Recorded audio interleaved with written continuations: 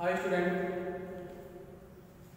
आज फिर से आप लोग का मैं संतोष प्रजापति रामनोस पीजी कॉलेज चिड़ियाकोट मोह में स्वागत अभिनंदन वंदन करता हूँ। आज हम हिंदी शिक्षक सेकेंड सेमेस्टर को लेकर उपस्थित हुए हैं। जैसा कि आप लोग अन्य वीडियो में देखे हैं, तीसरा अध्याय चल रहा है आपका। एक एक बिंदुओं को लेकर के व्याख्या प्रस्तुत की जा रही है, जिसकी वजह से आपको कोई तकलीफ ना हो, कठिनाई ना हो पढ़ने में। और आज हम उस टॉपिक को खत्म कर दिए हैं। तीसरे अध्याय के कुछ प्रश्न बैंक तैयार किया कि पेपर को सोच समझ के बनाया गया है कि आप कितने अच्छे से अध्ययन किए हैं, और ये विश्वास के साथ अध्याय तैयार किया गया है कि यदि प्रश्न इस अध्याय से आए तो जितने प्रश्न बने हैं, जितने प्रश्न आपको दिया जा रहे हैं, उस प्रश्न से क्वेश्चन आपके पेपर में आए हैं। इस लक्ष्य को लेकर के हमने जो है कि कुछ प्रश्न अति लघुत्तरीय प्रश्नों को तैयार किया है और कुछ वस्तुनिष्ठ प्रश्नों को तैयार किया है, और 2-4 क्वेश्चन और इसमें से मैंने नोट किया हूँ, जिसकी वजह से इस ब्लैक बोर्ड पर न आने की वजह से मैं इनको क्या किया हूँ, हो सकता है कि कल वीडियो में एक प्रश्न आपको दे दिए जाए, ठीक है। और नेक्स्ट अध्याय आपको जो चतुर्थ अध्याय है उसका नाम क्या है, उसकी व्याख्या क्या होगी, इसके बिंदु क्या होंगे, वो आपको नेक्स्ट अध्याय में कह दिया जाए तो 23 तारीख को हो सकता है कि आपको यह प्रस्तुत किया जाए।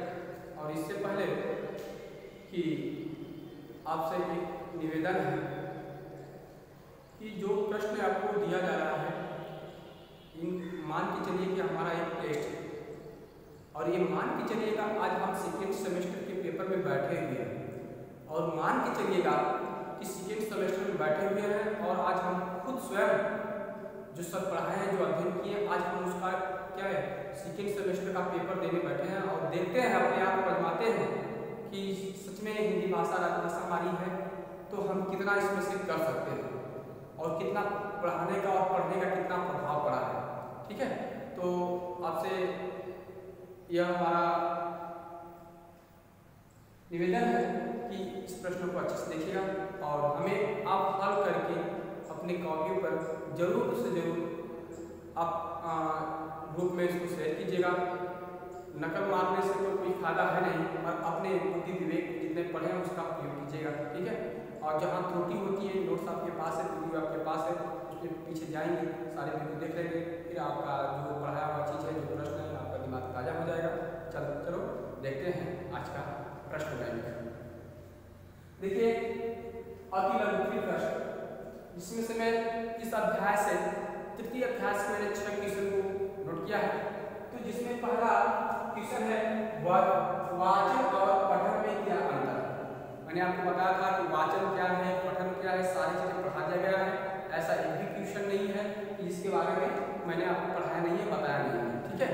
तो वाचन और पठन में क्या अंतर है, इसका उत्तर आपको लिखना है कम से कम 50 शब्दों में। वाचन मुद्रा से आप क्या समझते हैं, वाचन मुद्रा से आप क्या समझते हैं, इसका आंसर आपको लिख के देना है। तीसरा क्वेश्चन है मौन वाचन क्या है।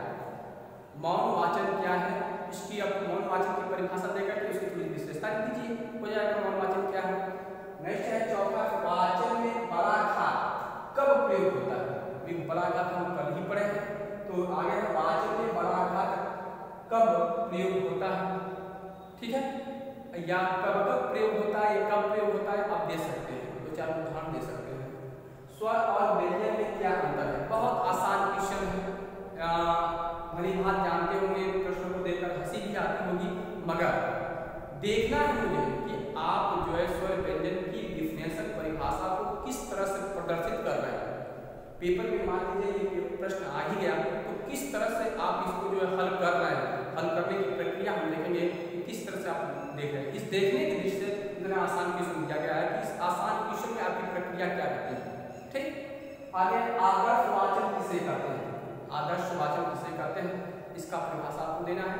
हाँ, हो सकता है कि जो क्वेश्चन मतलब बनाए हैं, हो सकता है कि आपको उस पॉइंट पे यदि टच न किया गया हो तो आप कमेंट्स में लिखिएगा कि सर इस क्वेश्चन को नहीं बताया गया, फिर इस क्वेश्चन को दोहरा दीजिएगा। मैं पुनः उस क्वेश्चन को, जिस क्वेश्चन में आपकी समस्या होगी उस क्वेश्चन में पुनः फिर से जो क्या करूँगा, इसकी परिभाषा देकर, डिफिनेशन दे करके उसको विस्तृत करके मैं आपको समझाने का प्रयास करूँगा, मगर आप लगे रहिएगा। ठीक है, आप देखिएगा ये हमारे जो है 6 अति लघु उत्तरीय प्रश्न थे। इसके बाद जो है 6 के बाद जो है हमने 6 क्वेश्चन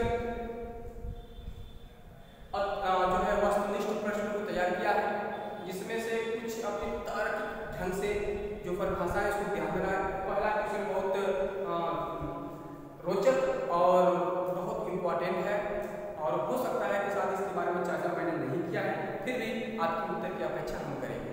और जो क्वेश्चन नहीं आएगा उस क्वेश्चन नंबर डाल बता दीजिएगा, तो इसका आंसर भी आपको दूंगा। पहले आपको आंसर सटीक हल करना है। ठीक, इसका किसी का आंसर लिखा नहीं, ऑप्शन वस्तुनिष्ठ में 4 ऑप्शन मिलते हैं, 4 ऑप्शन लिखा गया है। 4 ऑप्शन को मैं आपको पढ़ के बता देता हूँ, उसका उत्तर आपको स्वयं देना है। जो क्वेश्चन आपको नहीं आता है कमेंट बॉक्स में दीजिएगा, कमेंट कीजिएगा सर इस क्वेश्चन को नहीं पढ़ाया गया है, सर इस क्वेश्चन को थोड़ा सा समझाने का प्रयास कीजिए सर, और भाई उसके ये क्वेश्चन का आंसर सही नहीं हो रहा है, इसके बताने का प्रयास कीजिए। मैं सारे क्वेश्चन का उत्तर आपको मैं कर देता हूँ। हिंदी का ज्ञान राष्ट्रीयता को प्रोत्साहन देता है। हिंदी का ज्ञान राष्ट्रीयता को प्रोत्साहन देता है और हिंदी अन्य भाषाओं की अपेक्षा अधिक योग्यता राजभाषा बनने की रहती है। यह कथन किसका है? फिर से मैं इस क्वेश्चन को दोहरा देता हूँ, देख लीजिएगा। हिंदी का ज्ञान राष्ट्रीयता को प्रोत्साहन देता है। हिंदी का ज्ञान राष्ट्रीयता को प्रोत्साहन देता है और हिंदी अन्य भाषाओं की अपेक्षा अधिक योग्यता राष्ट्रभाषा बनने की रखती है। यह कथन किसका है? तो इसमें पहला ऑप्शन है पंडित नेहरू का, पंडित जवाहरलाल नेहरू। पूरे शॉर्टकट का नेम है, तो इसका नाम पूरे समझ लीजिएगा कि पंडित जवाहरलाल नेहरू। दूसरा है राजर्षि टंडन। तीसरा है दिनकर, दिनकर का नाम हरि सिंह दिनकर। चौथा है महात्मा गांधी। 4 ऑप्शन को टिक करना है, 4 ऑप्शन में यह कौन सा ऑप्शन है और देखना है कि सबसे अधिक आंसर किस बच्चे का आता है, और उस बच्चे को मैं खुद अपने कमेंट्स बॉक्स में फिर अगले वीडियो में आऊँगा तो निश्चित उस बच्चे की मैं प्रशंसा करूँगा कि निस्संदेह है कि वो अच्छा से लगन से मन से पढ़ रहा है। और हम लोग जो ये ऑनलाइन क्लासेस चला रहे हैं, जो यह कोरोना मुक्ति का जो अभियान लाया गया है, जो हम इस परिस्थितियों में, इस विपत्तियों में हम अपना साथ दे रहे हैं, आप भी हमारा साथ दे रहे हैं।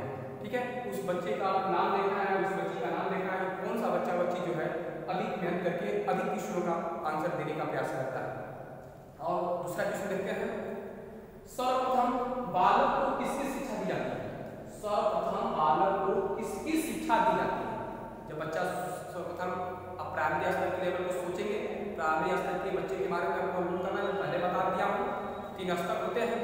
तो इसमें पहला है वाक्य, स्वर, व्यंजन, ध्वनि। ये 4 ऑप्शन है और ये 4 ऑप्शनों में जो है आपको यह आंसर देना है कि 4 में कौन सा ऑप्शन सही है। तीसरा क्वेश्चन है, लिखित भाषा में अभिव्यक्त विचारों को पढ़ने की क्रिया कहलाती है। लिखित भाषा में कुछ चीज लिखा हुआ है, अभिव्यक्त माने अभिव्यक्त में बोलने की क्रिया, विचारों को पढ़ने की क्रिया, अभिव्यक्त विचारों को पढ़ने की क्रिया कहलाती है। उसको क्या कहेंगे आप?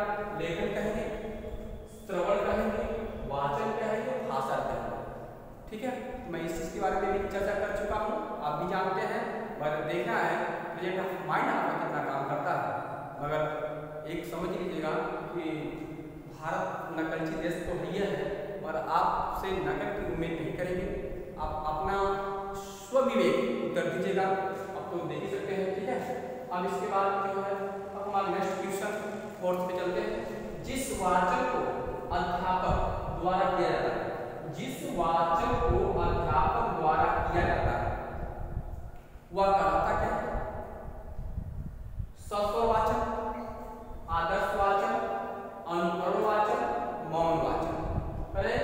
जिस वाचन को अध्यापक द्वारा किया जाता है, जिस वाचन को अध्यापक द्वारा किया जाता है, जिस वाचन को अध्यापक द्वारा किया जाता है, उस वाचन को हम लोग क्या कहेंगे या क्या करेंगे? ठीक है, तो इसमें क्या करेंगे? ठीक है, बच्चा क्या करेगा, ठीक है, इसके बारे में आपको आंसर देना है। नेक्स्ट है काकल्य व्यंजन है। काकल्य व्यंजन एक व्यंजन का मैंने व्यंजन में कुछ स्वरूप है, जैसे मैंने फर्स्ट वर्ष में आपको पढ़ा था काकल्य व्यंजन है, वर्ष व्यंजन है, अग्र व्यंजन है, अग्र स्वर है, पश्च स्वर है, मध्य स्वर है, तो ये सारी चीजें हमको पता था। इसमें से एक नया शब्द आया है कि काकल्य व्यंजन।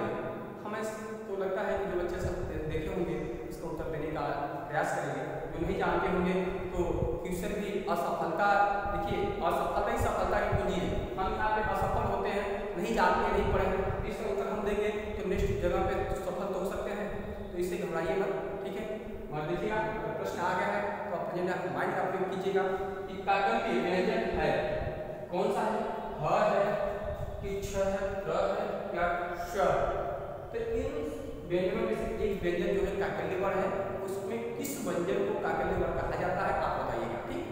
अब नेक्स्ट और लास्ट क्वेश्चन है कि जब जीव का अग्रभाग, परिभाषा में जब जीव का अग्रभाग कठोर तालु से स्पर्श करता है, बता दिया गया है कि जब जीव का अग्रभाग कठोर तालु से स्पर्श करता है तो वह क्या कहलाता है, क्या कहलाता है, ऑप्शन है कंठ कहलाता है कि मूर्धन्य कहलाता है कि तालव्य कहलाता है या कोई नहीं, इनमें से कोई नहीं।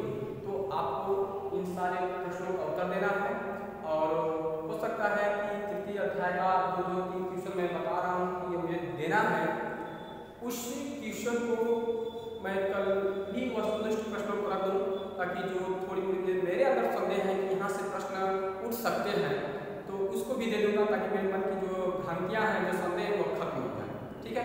और फिर मैं कल पुनः जो है फोर्थ अध्याय 4 को लेकर मैं अभिव्यक्ति है स्वतंत्र मौखिक एवं स्वतंत्र अभिव्यक्ति जिसका पाठ का नाम है, मैं उसको लेकर फिर से उपस्थित होऊंगा फोर्थ अध्याय को लेकर के।